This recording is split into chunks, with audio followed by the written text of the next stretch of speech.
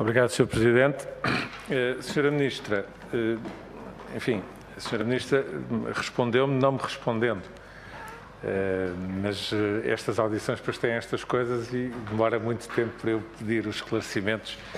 Mas, tomando como boa a indicação da Sra. Ministra de que, por si, o processo legislativo do cartão de cidadão já deveria estar concluído, eu sinalizava, uma vez que, enfim, a verdade dos factos é que o processo está metido na gaveta, não é seguramente aos partidos da oposição que caberá o impulso de abrir essa gaveta, mas, de facto, a preocupação é real e, portanto, eu permitia-me colocar à Sra. Ministra, independentemente da Sra. Ministra achar que o processo legislativo já não é consigo,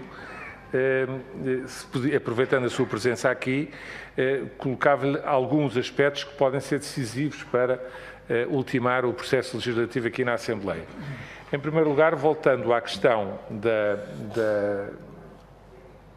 da idade com que passa a ser obrigatório tirar o cartão de cidadão, a Sra. Ministra respondeu não respondendo, portanto, significou, e tudo aquilo que disse, obviamente, eu tenderei a concordar consigo, que a partir de uma tenríssima idade há um conjunto de matérias e de áreas para as quais a identificação de um cidadão, ainda que seja uma criança, um bebê, tem relevância.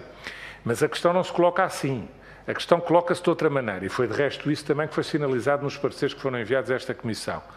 A lei atualmente em vigor apenas obriga a que o cartão de cidadão seja passado a partir dos 6 anos de idade. Podemos concordar que 6 anos de idade talvez seja demasiado, principalmente quando hoje em dia há uma tendência clara, nomeadamente até dos serviços de educação públicos, para que as crianças possam, por exemplo, a partir dos 3, 4 anos de idade, terem acesso a estabelecimentos de pré-escolares e por aí fora.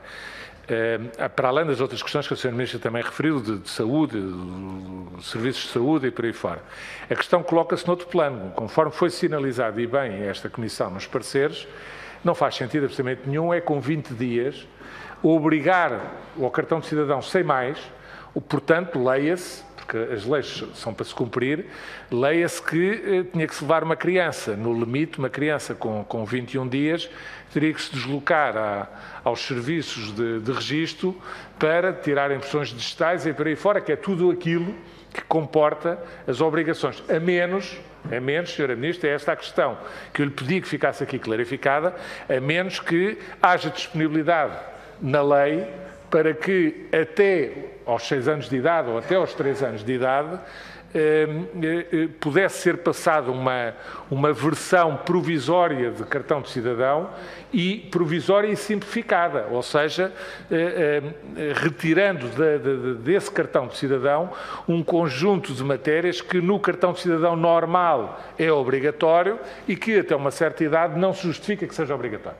E, portanto, a minha primeira pergunta, muito singela, é se posso entender das palavras da Sra. Ministra que a vossa proposta de tornar obrigatório a partir dos 20 dias é um obrigatório simplificado, ou seja, com a criação de um regime, de um cartão com características diferentes do cartão normal até uma certa idade, porque, por razões óbvias que todos entendemos, não faz sentido obrigar uma série de coisas a partir dos 20 dias de idade.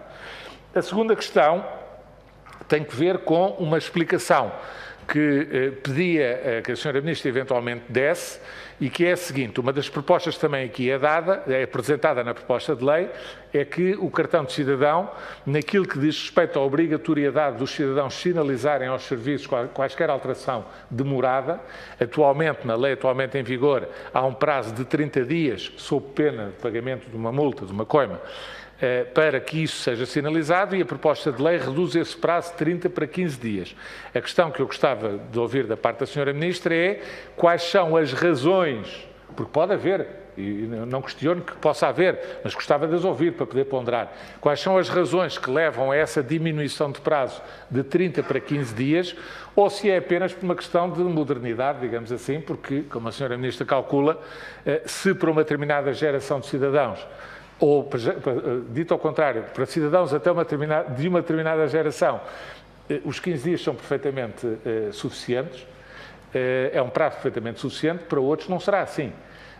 E, portanto, saber quais são as razões ponderosas que levam o Governo, porque a nota justificativa não é clara sobre isso, que levam o Governo a propor essa redução, para podermos aquilatar se ela faz sentido ou se não faz sentido.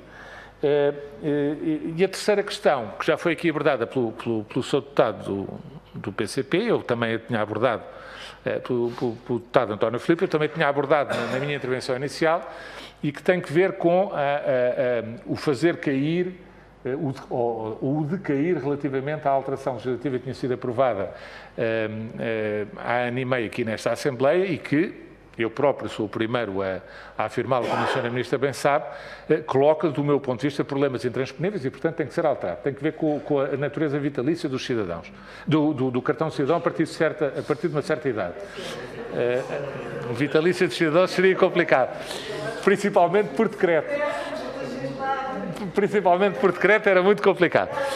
Mas, Sra. Ministra, como bem sabe, e já falámos inclusive aqui nesta Comissão, numa das primeiras vindas da Sra. Ministra a esta Comissão,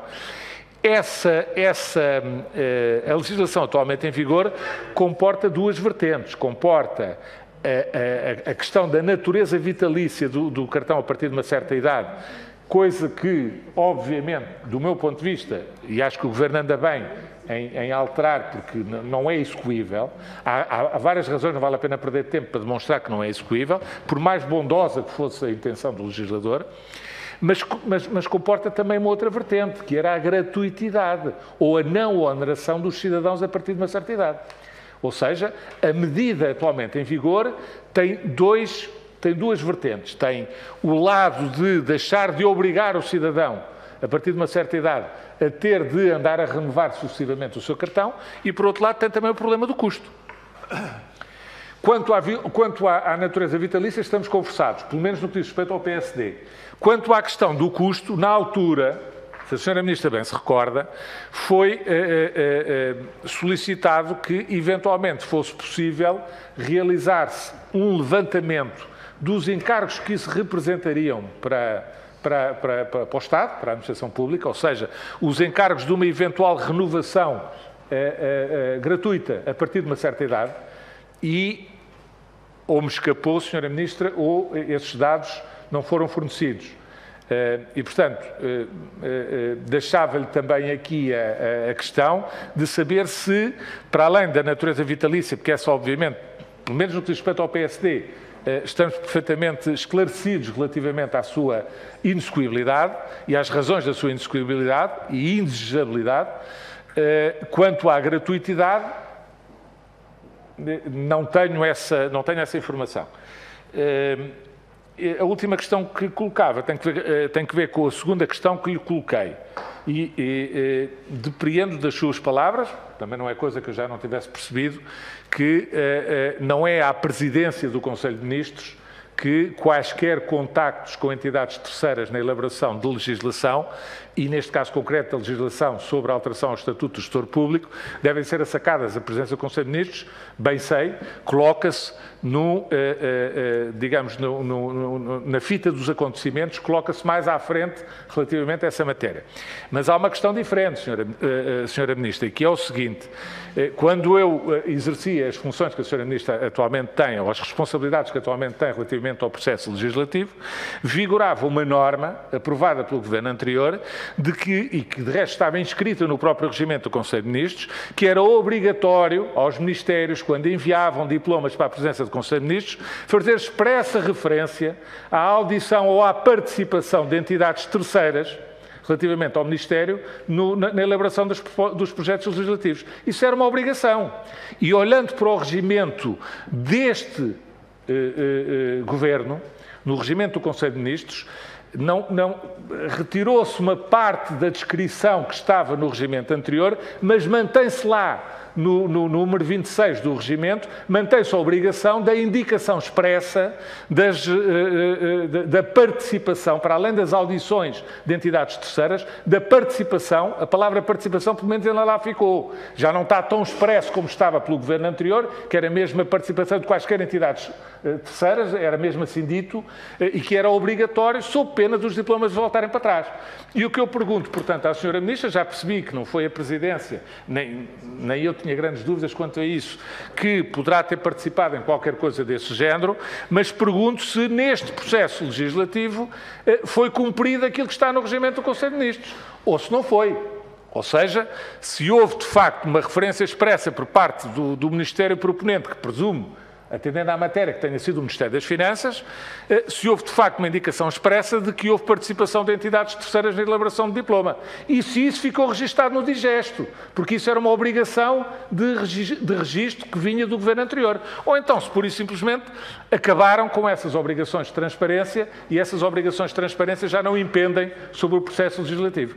E, portanto, eram estas questões em concreto que eu queria deixar à Sra. Ministra, pedindo, até aceitando no limite que a Sra. Ministra não venha preparada com elementos para responder a esta questão, porque o processo legislativo, digamos, é sistemático e sucessivo e a Sra. Ministra não tem a obrigação de conhecer de cor o que é que se passa relativamente a cada um dos processos, mas se não tiver condições de me dar esta resposta agora, peço que essa resposta seja enviada à Comissão, porque obviamente não é uma matéria menor ou secundária e a Sra. Ministra da Presidência, pela responsabilidade que tem no processo legislativo, também tem responsabilidade de velar para que todos os preceitos que o próprio Governo impõe a si próprio relativamente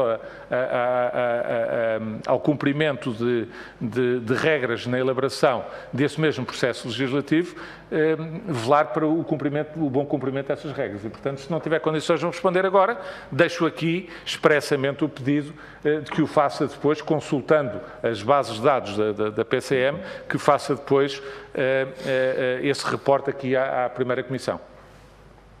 Muito obrigado, Sr.